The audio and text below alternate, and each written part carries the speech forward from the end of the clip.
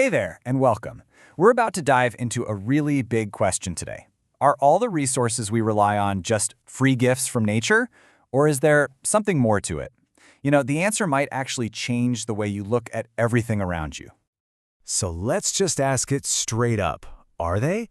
I mean, you look at a forest, or a river, or minerals in the ground, and it's so easy to think, yep, they're just there, free for the taking. But is that really the whole picture? Well, it turns out the answer is a pretty clear no. The things we call resources, they aren't just found in nature. In a very real sense, they are created. And believe me, understanding how they're created is absolutely crucial. So to get to the truth here, we've got to bust a pretty common myth. And that means we need to start by redefining what we even mean by the word resource. Okay, so here's the deal. A substance doesn't automatically count as a resource. It has to check 3 specific boxes. First, we need the tech to actually get to it and use it. Second, it has to make economic sense. It can't cost more to get than it's worth. And third, it has to be culturally acceptable to use it. Think about it. Uranium was basically just a boring rock for most of human history, right? It only became a resource once we figured out nuclear fission and built the technology to harness all that power. This really breaks down how it all works. So, step 1, nature provides the raw materials. Sure, but then step 2, humans come in with technology to interact with nature. And then step 3, we build institutions, things like governments, companies, markets, to speed up development. You see, it's a total partnership, an interactive relationship.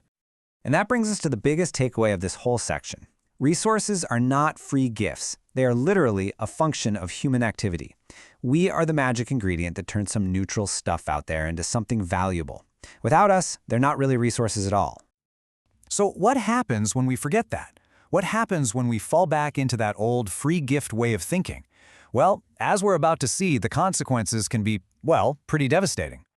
When we treat resources like they're free and they'll never run out, it leads to some massive problems. First, you get a few greedy individuals who just deplete them for their own gain. Second, this creates a huge gap between the haves and the have-nots, basically splitting society in two.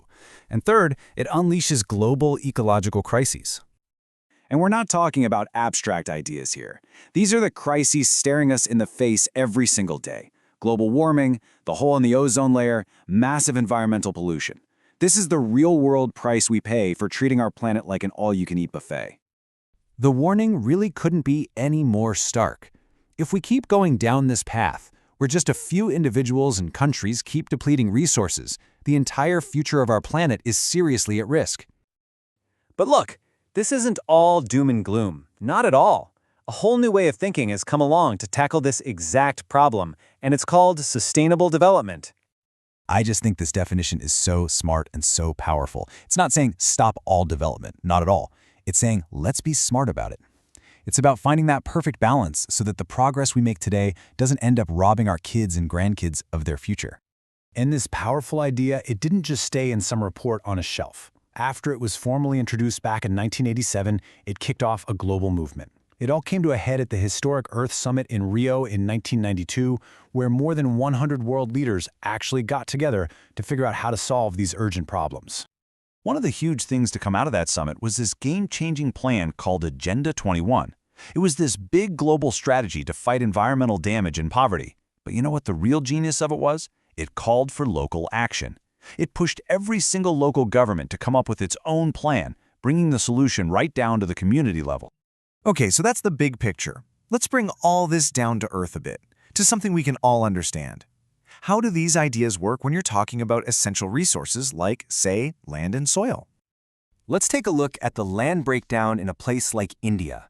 Land is finite, right? There's only so much of it, but it has incredible variety. You've got plains for farming and cities, mountains that are crucial for water and tourism, and plateaus packed with minerals.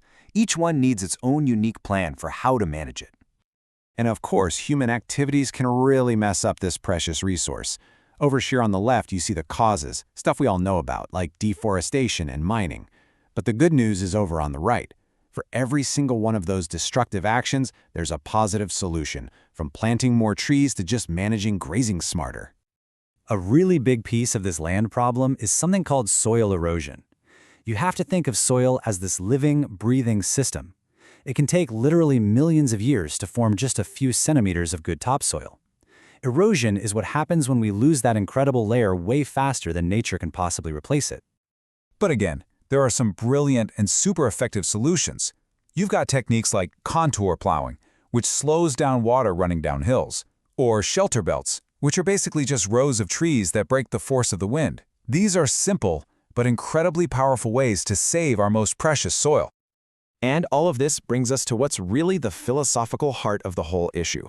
Maybe the problem isn't that we lack resources. Maybe the problem is how we think about using them. Gandhiji said this decades ago, and man, is it more relevant today than ever. He saw that the real root cause of our resource problems was this combination of exploitive modern technology and just plain old individual greed. And that leaves us with this final, really powerful question. Gandhiji was against the idea of mass production. He imagined a world of production by the masses instead. It's a challenge to rethink our entire economic system, to empower people on a local level. So the question for all of us is, what's our part in making that shift happen?